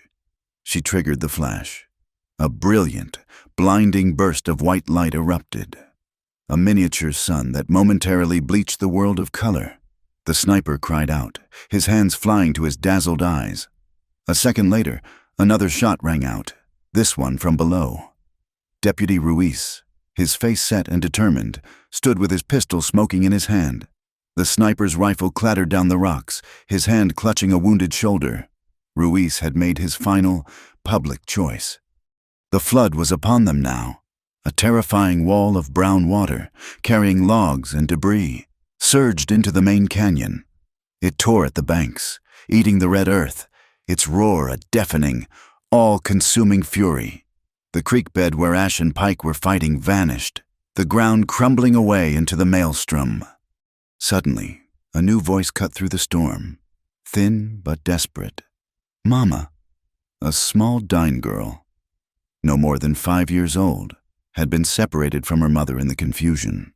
She was trapped on a small, rapidly shrinking island of earth in the middle of the raging flood. Ash saw her. He broke away from Pike, leaving the sheriff to scramble for his own footing on the collapsing bank. He grabbed a coil of rope from a nearby supply wagon and, without a second's hesitation, plunged into the torrent. The current was a physical monster, trying to tear him under, but he fought it, his powerful strokes taking him toward the terrified child. As he reached her, another figure emerged from the driving rain, stumbling from a small cave hidden in the canyon wall. He was thin, gaunt, his clothes in tatters and his arm in a crude sling. His face was pale and bearded, but his eyes, wide with a desperate urgency, were unmistakable. "Charlotte!" he cried out, his voice hoarse. Her heart stopped. Thomas! It was Thomas! He was alive! He was not a ghost! He ran toward her, limping heavily, and she met him halfway, crashing into him in a fierce, disbelieving embrace. The rain plastered their hair to their faces, mingling with the tears streaming down her cheeks. He was real. He was warm. He was alive. He clutched a thick, oilskin-wrapped ledger to his chest. "I have it. Lottie!" he gasped, his voice choked with emotion. "The real book, the one I kept. Creed. He staged the accidents. I saw him. He killed them. The ones who complained. I tried to run. Pike caught me. I was hurt, but I got away. I have been hiding here ever since." His confession, shouted over the roar of the flood, carried to the stunned townspeople on the bluff. The final lie had been stripped away. Silas Creed was not a builder. He was a murderer. In the river, Ash had reached the little girl, pulling her into his arms. He turned back toward the bank, but a massive log, tumbling end over end in the current, slammed into his side. He cried out in pain as the half-healed wound from their escape was torn open again. But he did not let go of the child. He held her tight, his body a shield against the fury of the water. His teeth gritted in agony as he fought his way back to the safety of the bank. Creed, seeing his entire empire collapsing in the mud and the rain, went mad. His face was a mask of pure, demonic rage. He spurred his horse toward a wagon parked near the entrance to Shaft 3, a wagon laden with crates of dynamite. "Blow the entrance!" he screamed at his men. "If I cannot have this canyon, no one will." The floodwaters, now a raging river, surged around the wagon. A crate of explosives broke loose, floating for a moment before being swept away. Creed roared in frustration and pulled his own pistol. He fired into the wagon himself, a mad, desperate act of spite. The bullet struck a remaining crate. The explosion was immense. It did not just seal the mine, it shattered the entire rock face. The ground buckled, and the very cliff Creed stood upon collapsed inward. A slow, grinding avalanche of rock and earth. Silas Creed, his face a perfect mask of astonished horror, was swallowed by the very land he had tried to steal, consumed by his own greed. The shock wave of the blast rolled through the canyon. The rain began to lessen, the roar of the flood slowly subsiding. In the stunned silence that followed, Deputy Ruiz walked over to Sheriff Pike, who stood gaping at the landslide that had been his employer. Ruiz took the handcuffs from his own belt. Pike did not resist. A single, brilliant ray of sunlight broke through the dark clouds, illuminating the scene. The floodwaters, now receding, had washed the canyon clean, the red dust of deceit carried away by the cleansing water. The townspeople on the bluff had seen everything. They had seen the law defied and then upheld. They had seen murder confessed, and a hero born. They had seen a tyrant consumed by his own hate. A single voice from the crowd called out, a farmer whose land bordered the canyon. "Let it stand." Another voice joined him, then another and another, until it was a chorus, a chant that echoed off the wet canyon walls, a verdict delivered by the people themselves. "Let it stand, let it stand, let it stand." The flood receded, leaving Coyote Canyon scoured and gleaming. The red earth washed clean. The storm had passed, taking with it an empire built on lies. What it left behind was a fragile, uncertain peace and the monumental task of rebuilding not just a town, but its very soul. The law, when it finally arrived, came not with the thunder of a posse, but with the quiet dignity of a circuit judge and the formidable presence of Eleanor Whitcomb. A makeshift court was convened in the saloon, the bar wiped clean of whiskey stains and serving as the judge's bench. The entire town seemed to be packed into the room, their faces a mixture of apprehension and a new, unfamiliar hope. The proceedings were swift and decisive. Thomas, his arm in a clean sling provided by Nali Yazi, gave his testimony.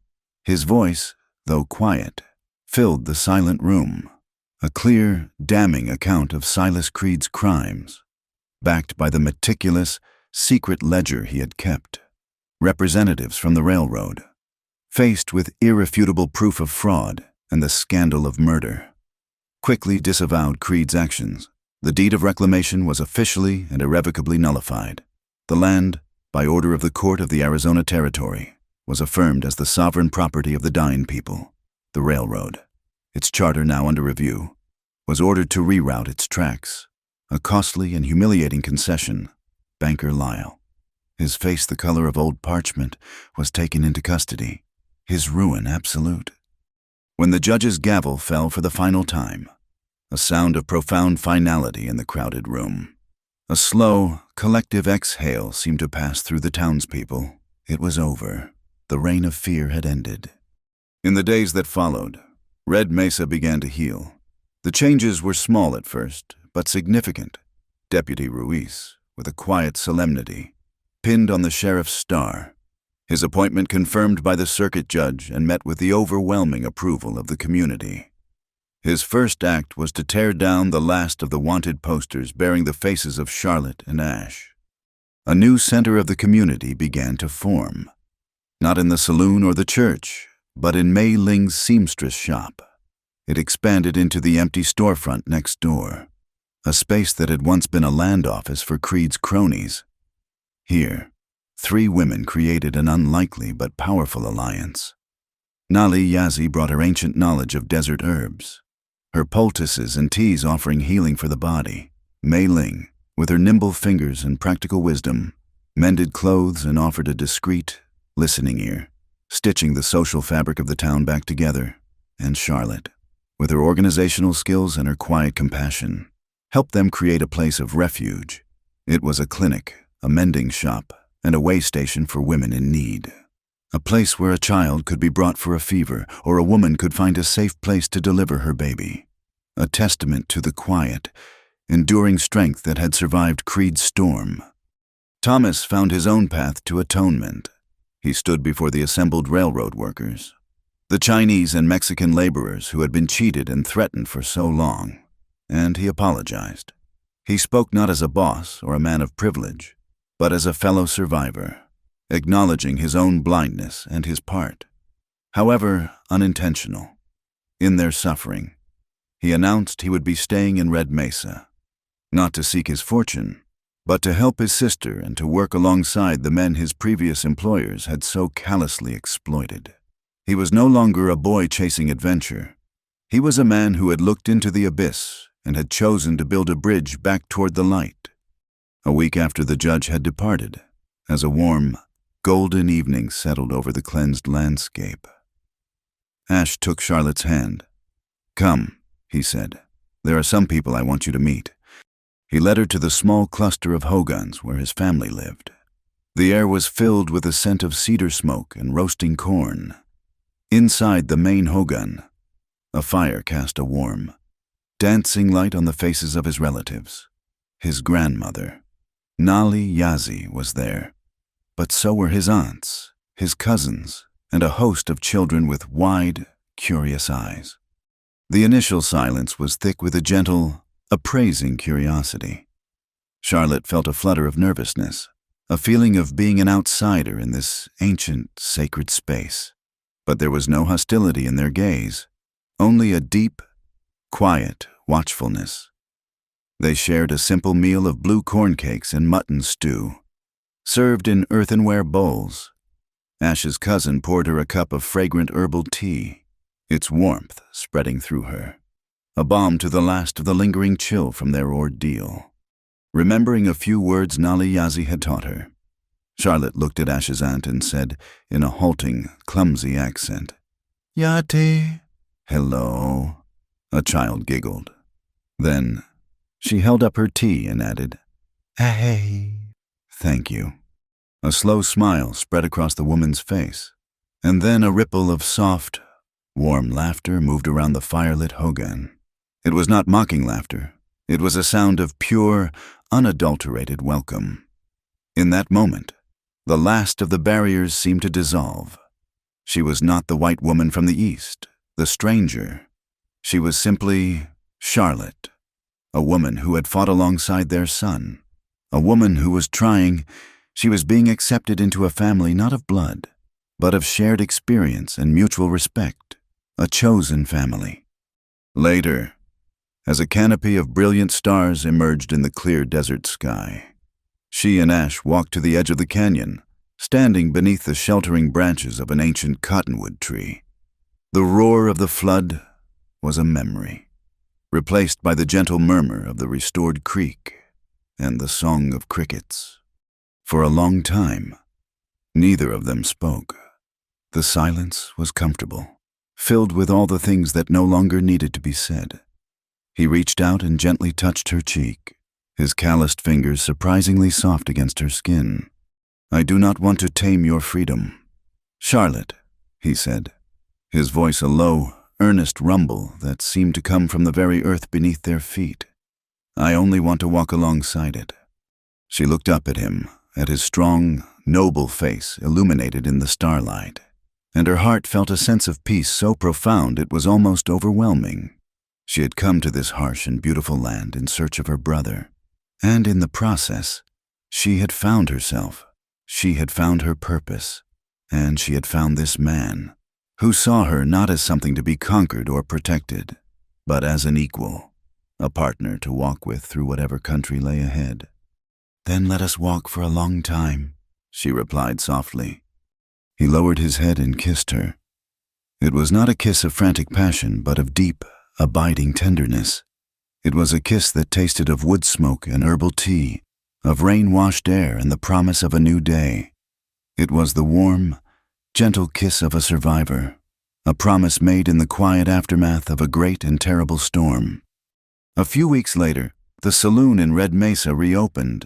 Its new owner was a quiet man who had lost his own small ranch to banker Lyle's schemes.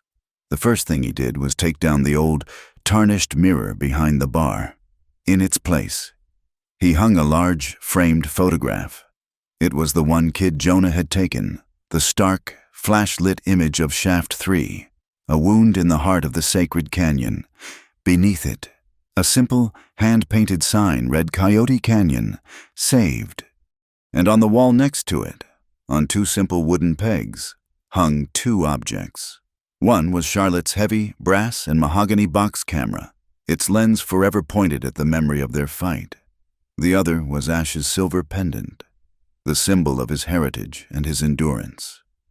They hung side by side, a tool of truth and a token of faith, symbols of two different worlds that had come together to make a new one. 1 year later, the sun that rose over Red Mesa seemed to shine with a gentler, more forgiving light. The raw, desperate edge of the town had softened, the frantic energy of a boomtown giving way to the slower, more deliberate rhythms of a community.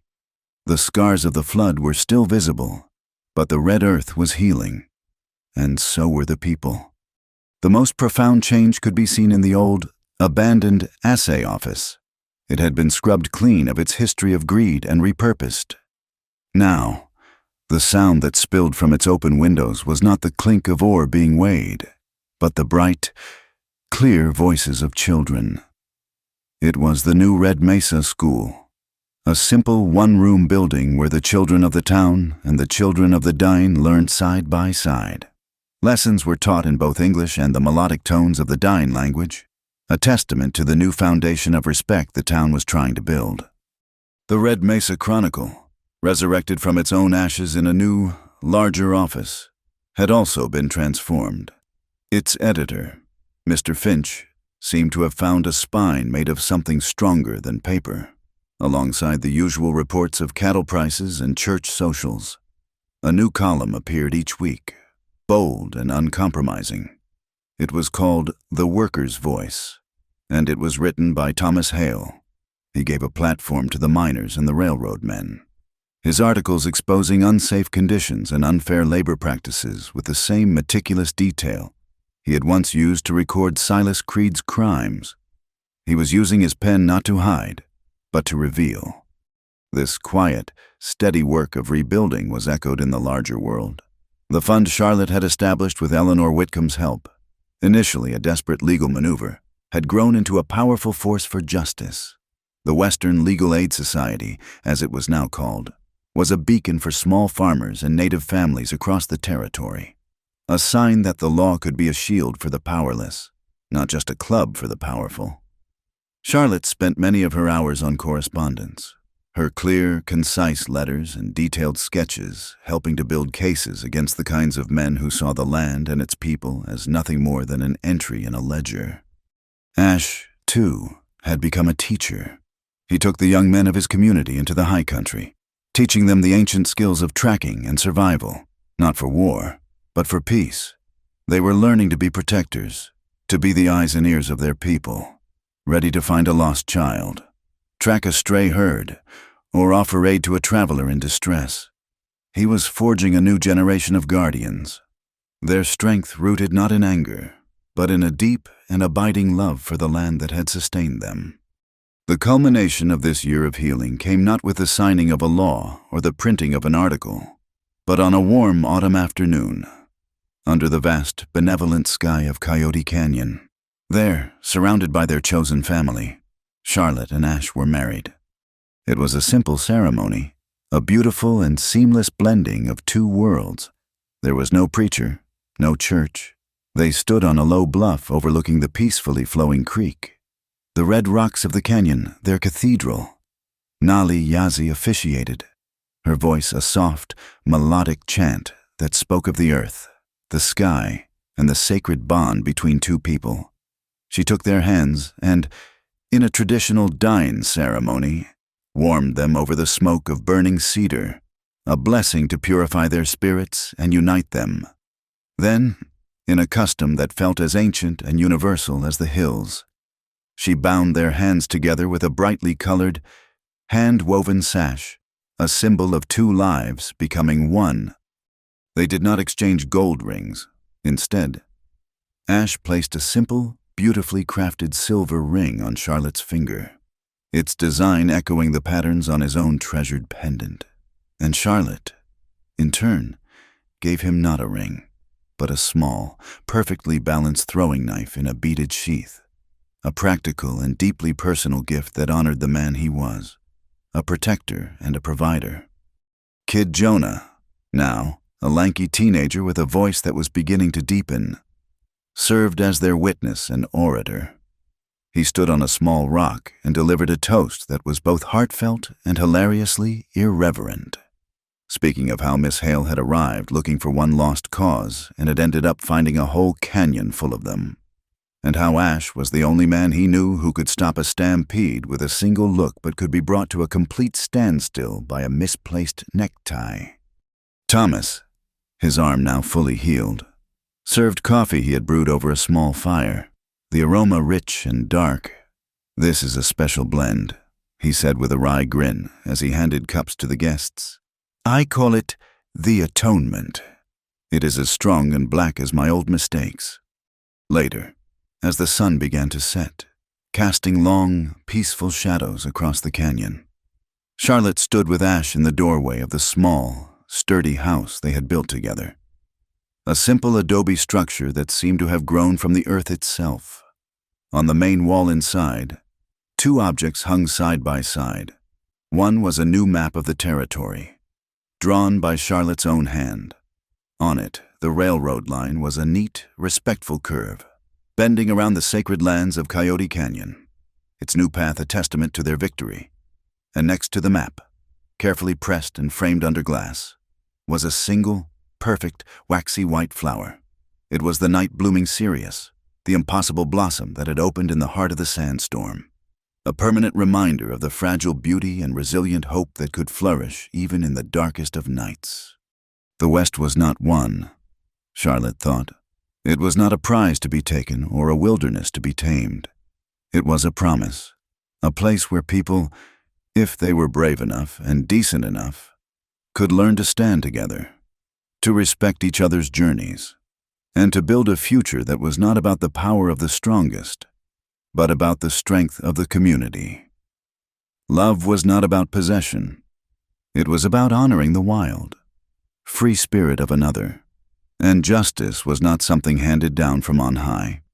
It was something forged in the fire, by the hands of ordinary people who simply refused to let the darkness win. That evening, a letter arrived, brought by a writer from the South. It was from Eleanor Whitcomb, along with her congratulations. She had enclosed a newspaper clipping from a Santa Fe paper. It told a strange and disturbing story of a silver plantation in New Mexico, a place run like a feudal state, where migrant workers were said to have vanished without a trace. It was a ghost story, a whisper of a new and terrible injustice happening just over the horizon. Charlotte read it aloud, her voice quiet in the deepening twilight. When she finished, she looked over at Ash, who was watching her, his expression calm and steady. A familiar spark lit her eyes. "It sounds like there might be a new road to draw," she said, a challenge and a question in her voice. Ash looked at the map on the wall, and then back at her. A slow, easy smile spread across his face. "As long as you do not make me wear a tie," he said. "Thank you for listening to our story. Please comment with where you are listening from so we can all connect And do not forget to subscribe to our channel Wild West Tales. Like the video and press the hype button to help more people hear this tale.